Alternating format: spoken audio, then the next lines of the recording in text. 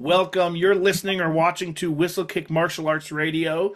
My name is Andrew Adams, your host for the day, and I'm excitedly joined by two very good friends of mine, Sensei Brett Mayfield. Thank you for being here, Sensei. Thank you. And well-known guest of the show, Tommy Given. Tommy, how are you? Good to see you. So today we're going to talk about an interesting movie, but before we do, I want to make sure to remind all of the viewers and listeners of the show that you can check out Whistlekick Martial Arts Radio for photos from this episode. In fact, every episode has its own page there at whistlekickmartialartsradio.com, but you're going to find some really interesting photos from our chat today, some photos from the movie. There'll be a transcript of this episode. Anything you could possibly think of you might want to know more about this episode, you can go there and find that information. You also can go to whistlekick.com to find out all of the things that Whistlekick does, because we do more than this podcast. This podcast is a small portion of what Whistlekick does. At whistlekick.com, you can find apparel for sale. Maybe you want to buy a Whistlekick hat. Maybe you want to buy a sweatshirt. Maybe you want to buy some of the world's best sparring gear. Maybe you want to buy a training program and you want to be more flexible, or you want to be faster, or you want to be stronger. Maybe you want to purchase one of the many books that we've published. Whistlekick.com is where you can go to find all of that info. And if you use the code podcast15, you can save yourself 15%. And who doesn't like to save money? I mean, why not?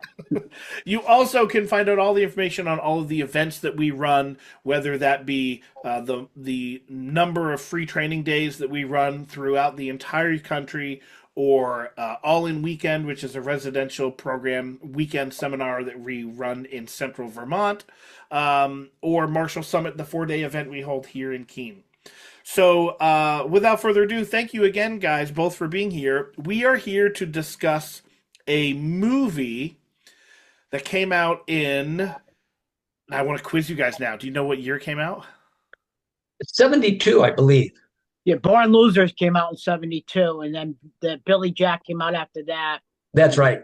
And then the trial, Billy Jack, and then the Okay. It's not often that I get to teach people who have been influential in my training, but Born Losers came out in 67. Yeah. Oh, wow. And yeah. Billy Jack came out in 1971. Okay. Well, I'm, you know what? That's what they post. I'm a little curious because it was filmed in 71. Yep. So it might have been an early release or something. Now, Wikipedia is not perfect by any stretch. They could be wrong, but they list the release date as May 1st, 1971. So I heard it was re-released because and being an independent film, they allowed it to be re-released. And I think that's where the 72 number comes in. So, you know what? Yeah. You are right. It was filmed in 1970, so May 71 would have fit. You're right. Yep. And it wasn't completed until 71. It says so. Yeah, it was the summer of, the spring of 1970. Yeah. So it came out in May of 71, which is pretty cool. So 4 years before I was even born. Just to give you a little hint of how young I am. But this movie, as I understand it, because I was not training when it came out. Like I said, I wasn't even born. But it had, as I understand it, a huge impact on the martial arts community, even though it really wasn't a martial arts movie. And we have both of you, you have ties to the movie, but I want to talk a little bit before we get there about what the movie meant to you when it came out, or when you first saw it. So Tommy, can we start with you? What do you remember seeing it when it first came out? I do remember seeing it. My older cousins took me to the film. They had to sneak me in, but they thought, because they knew a little bit about it, that the hero was a martial artist, and I was just getting into martial arts. probably studying about a year, but I was totally into it. I drove my family nuts. And then I'm half Native American. So, and the character is half Native American. And then my older cousins were all hippies. So, and my dad was a hardcore biker. So the whole cultural part was that they had to take me. And it was so, and that's where my intro came in. That's great. Gotcha. So, and Brett, what about for you? Well, the martial arts had nothing to do with it. And nobody knew, at least in Santa Fe, where I went, Tom Laughlin. I mean, they were pretty much on somewhat. Now, his wife, she was a little better known. Dolores. Dolores, yeah. But so here's how I'd been in the martial arts for quite some time by that time. I was an EQ, and the reason I know that is that in those days, and some schools, mine are still like that. You had to be 18 to be shodan, and that was a bare minimum. But and I was not 18, so I was an EQ. Oh, guys, I remember it was years. It was like 3 or 4 years. I was like, oh my gosh. So this was my second film, I believe, second film that I had been a extra person on at that time.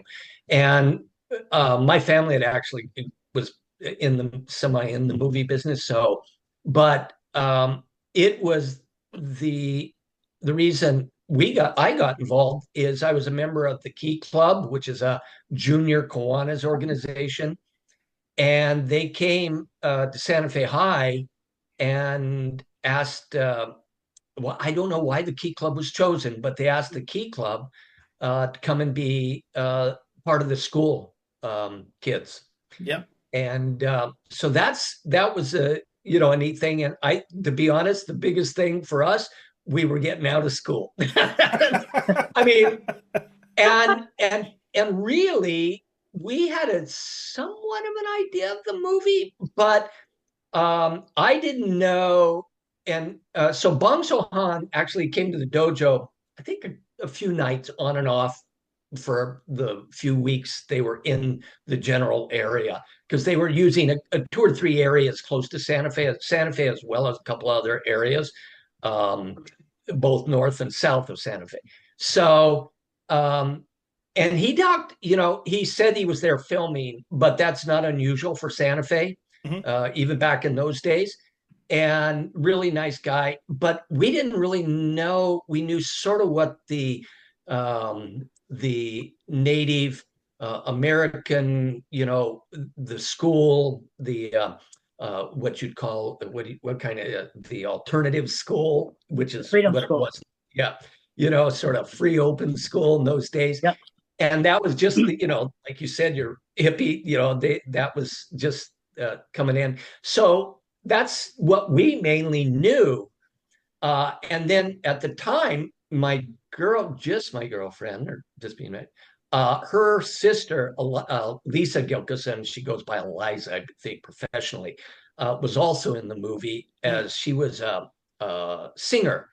And so that's how I came about, knew the movie. It wasn't until it came out that I knew it had really that much martial arts stuff to it. Yeah. So you were in the movie, but it had nothing. You weren't in the movie for martial arts at all. And in fact, your involvement had nothing to do with the fact that you knew martial arts. No. Interesting. No. Now, do you remember seeing it for the first time? That you were right. I think it was so that was 1970. Mm-hmm. And in 71 or 2 was, I think, the first time I went. No, you know what? Well, I didn't make it. They did have a showing, like a premiere I think they had 2 or 3, but they did have one in Santa Fe.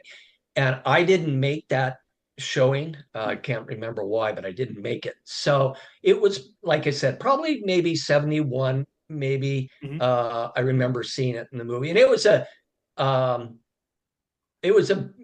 big deal because there were a lot of Santa Fe locals in the movie. Even in background shots and stuff, are sort of our famous odd people. And I'd say, geez, a quarter of the movie was filmed in Santa Fe, and then up in Bandelier, which was just north of Santa Fe, and then just south of Santa Fe was where that big fight scene was in and I'm gonna forget the name of the little farm ranch town down there. And that's where the plaza down there was, where they filmed the big fight scene. Yeah. Yep. So Tommy, you had a connection to the movie because you felt this personal connection because of your Native American heritage. And Brett, you had a connection because you were in the movie. So you're watching it had a slightly different connection for you because you could see and often I hear this all the time. People who are extras in movies, their scene gets cut out. Can you, if you were to watch the movie today, would you see yourself and be able to say, that's me? Yeah. The one scene, of course, I know where I'm at because I know all the scenes. So the one scene where there's a clear facial with a group of people was done in the auditorium scene when Teresa was singing up on stage. And that took forever to film.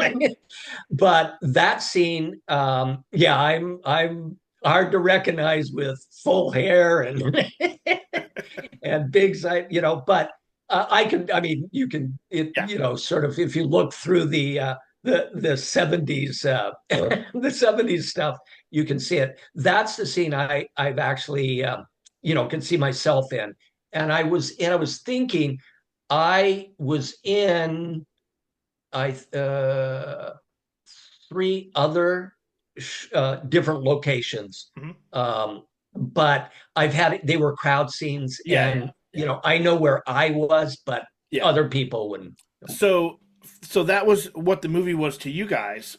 I'll say right now that the first time I watched the movie was probably this evening. I have not seen the movie. Can you believe that? No, I cannot. Yeah. So when I say we, Jeremy and I found out, Brett, that you were in the movie, we were like, oh my gosh, that's really cool. And Jeremy and I talked last week, and we said, you know what, let's do an episode about it, a podcast episode about it. And I said, sure, I'm happy to get you, meaning Jeremy, I'm happy to get you and Brett Mayfield and Tommy on the show, because we knew Tommy had a really strong personal connection to the movie because of his heritage. He said, well, why don't you do it? I said, well, I haven't seen the movie.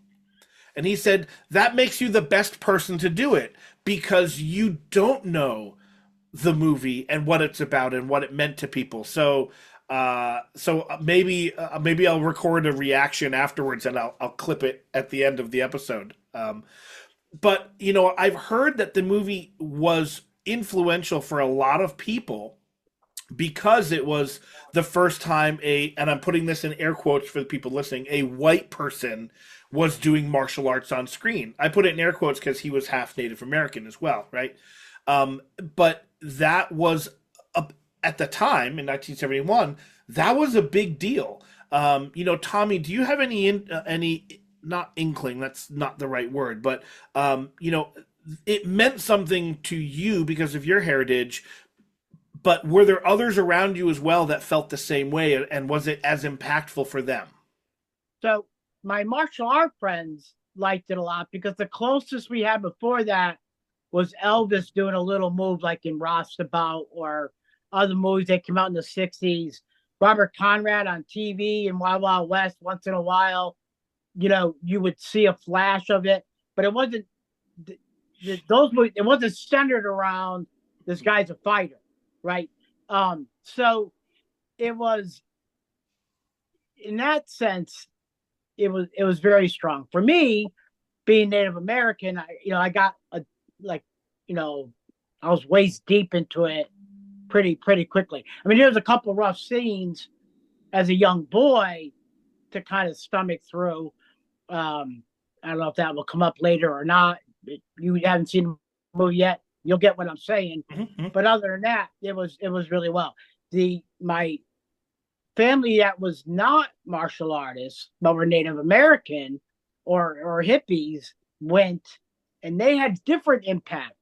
So it was kind of funny. You'd go to the family dinner, and the aunts are, and I know this sounds very stereotypical, but they made baskets, right? And we would have gathering, and they would sell baskets at the gas stations and that kind of thing. That was what they did, and they would talk about it and how being a New England Native American, because we're Algonquin, versus the Midwest, that brought up other cultural things as well.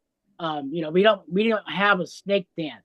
There was none of that. There was some of the ceremonies, but yet it showed Native Americans in a positive light. And in the late 60s, early 70s, that was huge because there was a lot of prejudice going. I even had an aunt that when she was having her kids, told the doctors that the kids were French because they didn't want Native American on the birth certificates. I mean, there was a lot of, and I'm sure Brett could probably attest to that. There was a lot of prejudice hard back then that people don't see today. It's just not relevant. But it was also kind of cool to be called half-breed because all the Westerns and stuff like that. So in that sense, it was okay. Martial arts wise, looking back on it, that was very impactful too because he stood for something. There was meaning behind why he was fighting. There was a cause for it. The guy didn't like violence. He hated the war, but he would violently stop it. Right. Yep. So, he was a Vietnam War hero as part of the background. He was I think a Green Beret, according to the script. Yep. And so, decorated. The only part that kind of hit a lot of us funny was that he had really, really short hair in the film. Really short hair. And the only time Native Americans, by culture, generally cut their hair is either in grieving or, like in my case, I donate it to Locks of Love and that kind of thing. Hair is, real culturally kind of, an established thing, like a kilt in your background, it's a big part of it. So, but yeah,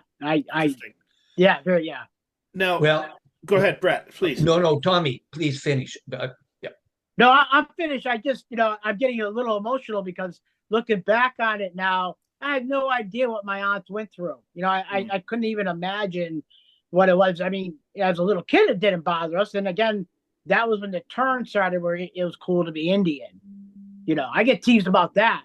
Like a lot of people, oh, well, your grandmother princess? And I'm like, no, but my aunt was. So, you get that kind of thing. But to tell you how bad it was, my grandmother, Andrew, was taken off the reservation. They cut her hair. They sent her to Pennsylvania to make her learn English. Wow. And she ran away at 16 back up north again and found herself in Fall River, Mass. So there's a lot there, and it's not that long ago. No, I get it. 1930s. So, when she was a little girl. So, go ahead, Brett, please. Well, here's the thing. I've lived out east here since 1982, 3. But I grew up in the Southwest on ranches all my life, and I was around Native Americans all my life. I was a minority. People don't realize that in New Mexico, especially in Santa Fe or other towns and places. We were all minority white. But Native Americans out there, very different during that time period in the 70s, 60s, 70s. Very, very seldom did you see, except out on the Navajo reservation, which he played a half-breed Navajo, which was very unusual. In that he never did any shooting on the Navajo reservation at all, not even close. It was all on Pueblo reservations or up at Bandelier, which is a main. Those are the Bandolier would sort of they're the old people. So, Wait, quick question, but how did they get permission to go to Chaco Canyon? Well, both Chaco Canyon and Bandolier, because they're national monuments, right? They in those days, you just paid. Oh, yeah. I mean, the restrictions were very, very limited at that time, but they were, they're quiet areas. They weren't big.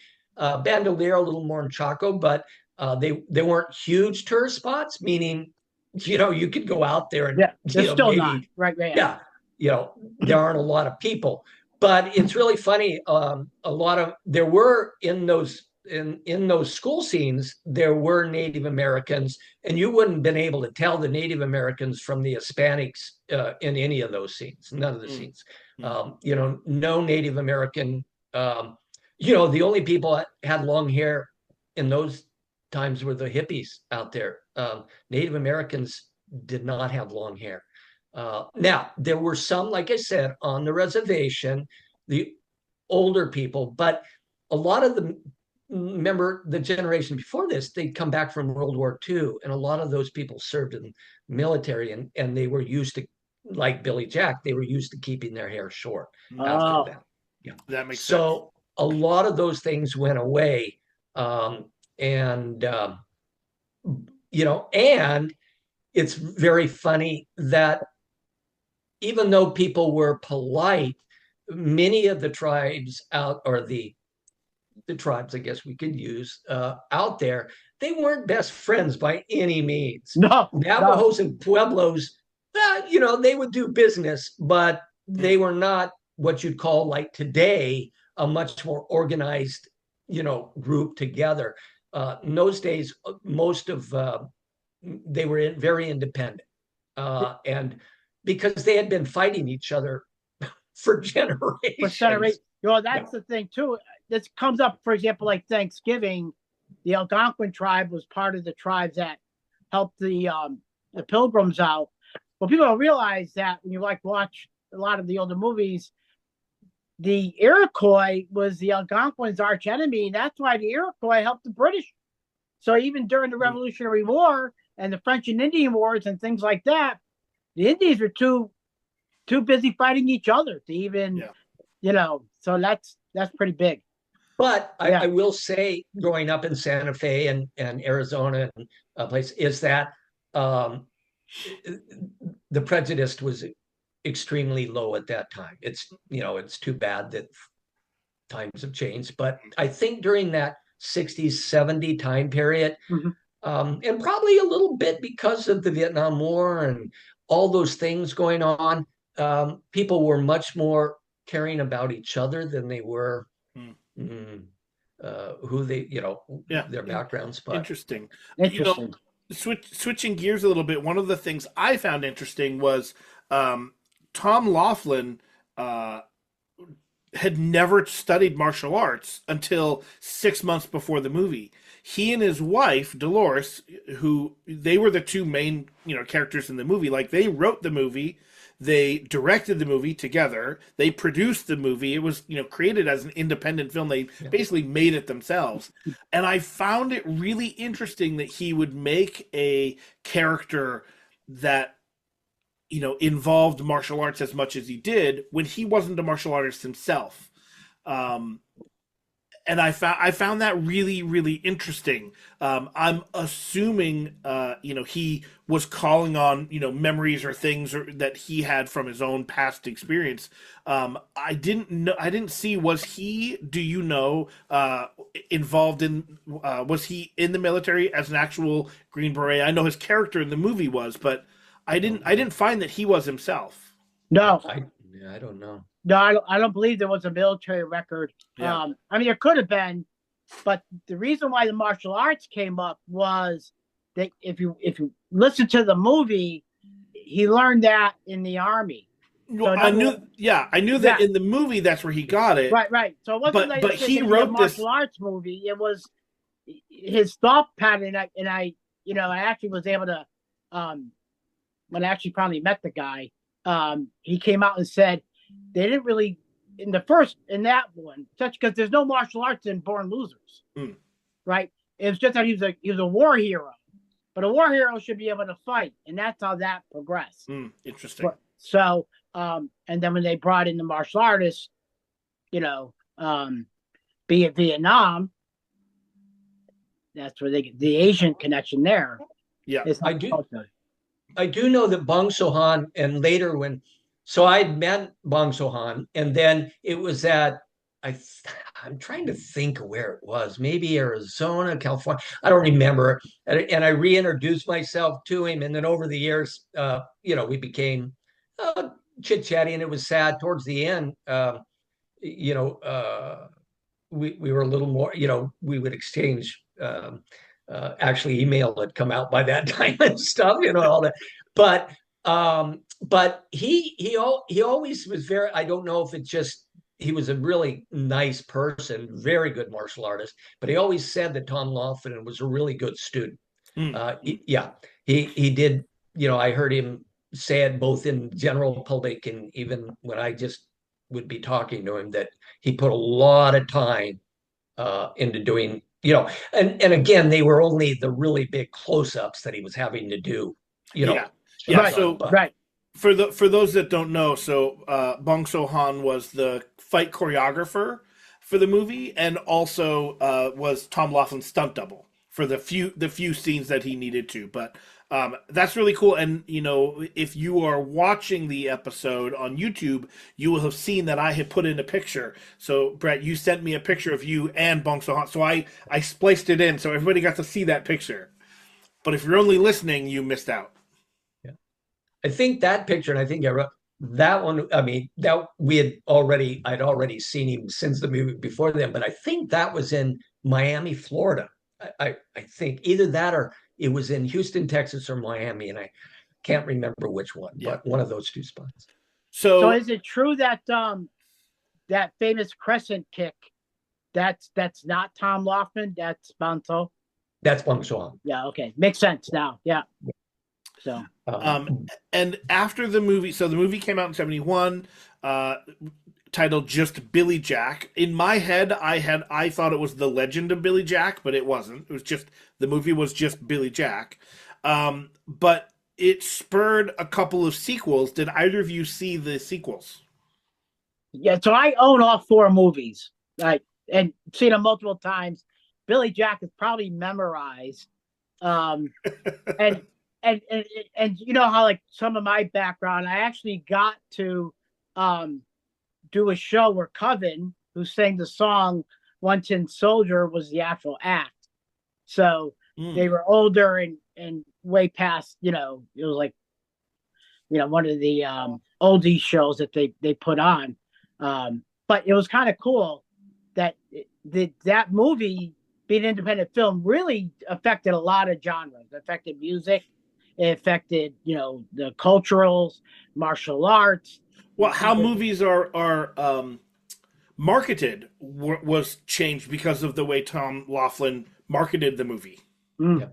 And, the music was as famous or more famous at first than the movie itself. Right. By far. Yeah. Yeah.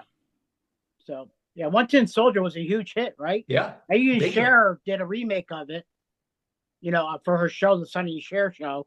Oh, wow. It's a cartoon. You can bring that up on YouTube.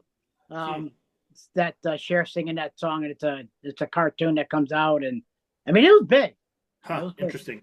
Now, did the sequels portray martial arts in the same sort of way, or were they completely different? They got bigger, actually. There's more martial arts in the trial of Billy Jack, and then Billy Jack Goes to Washington.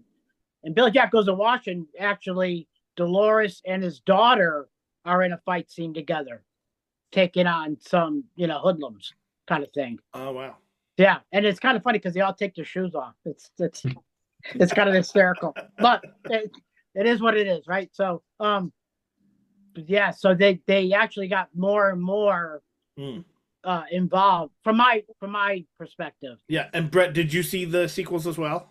Oh yeah, I've seen them all. Since then, I've seen them all. Yeah. Yeah. Yeah. I'll have to check it out. So, I heard they planned to make another Billy Jack movie in the 80s, The Return of Billy Jack. It never happened. I got to tie in with that too. Oh yeah, what's that?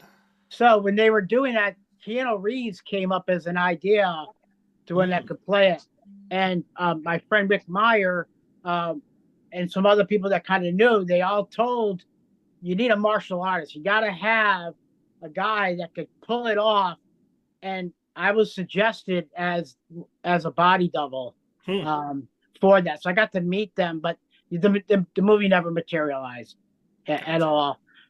Tom Laughlin put up, I guess, a lot of roadblocks. It didn't come out the way he was wanting it. And then he was going to have his son play him.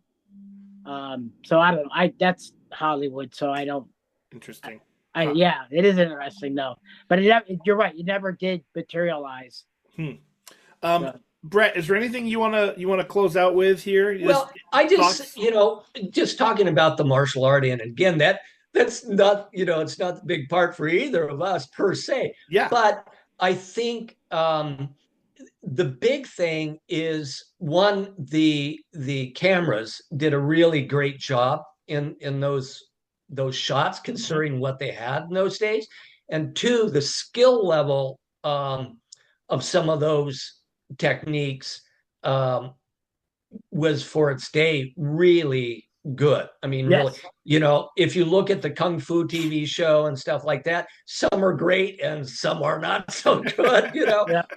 But Billy Jack, especially in Billy Jack, and then I think the second one, the third one got a little messy, I think, a little bit martial art wise, but the first two were quite good martial arts, So I think that's really something to say with all the, with the new Karate Kid movie now going to be coming out. Yeah. So there's two scenes in the Billy Jack that you really appreciate when you watch it, Andrew. One is in the ice cream shop. It's fairly straightforward self-defense. There's nothing real fancy about it. It's emotional. And then from that scene, it carries into the famous park scene that you see all the clips on, where he's taking on multiple people, and you could tell it's choreographed, but it's really pretty good. And the one that Brett just mentioned, the trial Billy Jack, he's actually there with his teacher in one of the fight scenes. They fight side by side, and the karate Tang Soo Do and the Hapkido part of it is really, really amazing. Especially for those days. Yeah. You said with the camera angles. Yeah, that's cool. I mean, I'm excited to watch. Like I said, what I'll probably do is I'm going to watch the movie probably tonight or tomorrow, and then I might come on and record a little like reaction, just me, and I might put it at the end, which will be interesting for the people that are watching and listening. So that'll be cool. I also found it, in the research that I did before recording today, that it wasn't marketed as an action film necessarily, because it really was a movie about the plight of Native Americans during the civil rights era, right? And and it got a lot of cult following from younger audiences because it was youth oriented. It had an anti-authority message, right, which was big then, with the hippie movement of the time, and obviously the Native American people, seeing that prejudice that some of them had. But I also found it interesting that Quentin Tarantino apparently and Brad Pitt discussed Laughlin's performance in the movie and modeled Brad Pitt's character Cliff Booth from the movie Once Upon a Time in Hollywood on Laughlin's performance of Billy Jack, which I found really, really interesting. So just kind of a neat little, like, even though there wasn't a fourth movie, like it definitely influenced a lot of stuff. So there were 4 movies though. Yes, I know, you're right. The first one, Born Losers. Yeah.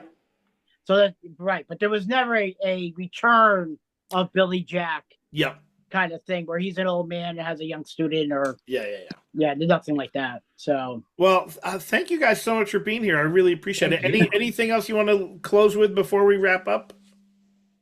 Well, I just want to say one thing we hadn't talked about it is there was some great comedy in that. Oh, really? Yeah, yeah. You'll see. I mean, they're small scenes, but they were good. Well, I mean, it for an independent film, it was done pretty well. So, yeah, Awesome. Yeah. It was well, the guy from WKRP's in it. yeah, yeah.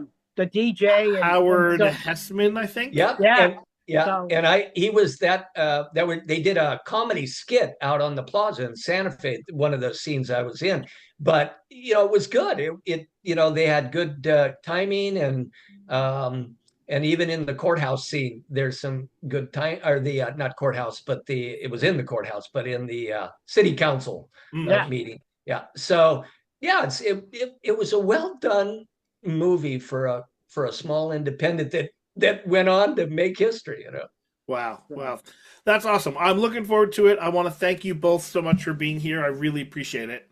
Well, thank you for inviting me. Thank you, Tommy. Yeah. Loved hearing your stories. They're really great. And for everybody listening or watching, just a reminder, whistlekick.com for everything that we do. Use the code podcast15 to save yourself 15% on almost anything. Whether it's you're purchasing merchandise that we sell, any maybe sweatshirts or hats or sparring gear, books, programs, everything you find there. And Whistlekick Martial Arts Radio.com is where you can go to find out information on this particular episode and every episode. We're creeping up on 1,000 episodes. Going to be coming up here pretty soon, which is pretty exciting. And all of those episodes are listed for free, and they all have their page at whistlekickmartialartsradio.com. If you have thoughts on this episode and you want to send them to me, you can reach me at andrew@whistlekick.com. And until next time, train hard, smile, and have a great day. Thank you. Thank you.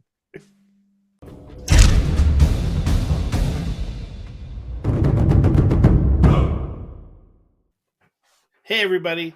Andrew here, giving you my reaction after having just watched the movie Billy Jack. It actually took a couple weeks before recording with Tommy and Brett. Again, a huge thank you to them for coming on the show and talking about it. So my wife and I sat down and watched it yesterday, and I wanted to make sure that I viewed the movie through the lens of when it was recorded, right? It was filmed in 1970, came out in 71, and I was very much surprised at how much of essentially a statement movie it was. The statement being that there are a lot of injustices happening to people. The movie itself was about people of Native American ancestry, and some Hispanics were there, and some people of color as well. But it was not a martial art movie, which I grew up hearing about. This movie was such a big martial art movie, and maybe that's just how I heard it, even though that wasn't what it was being said.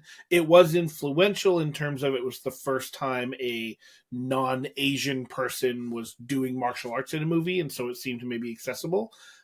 But it was I'm going to say, I liked it. It was a good movie. I liked the message that Tom Laughlin was trying to get through the movie. There were some scenes that were, on one hand, might be hard to watch, but again, when you're looking at the statement that they're trying to give, it was pretty well done, and it was funny. There were a lot of funny scenes. I was surprised at the number of really good one-liners. I thought Tom Laughlin's performance of being, for lack of a better word, deadpan in his delivery of things, I thought was really good. So I hope you enjoyed this episode with myself, Brett, and Tommy. And those are my thoughts. All right. Train hard, smile, and have a great day.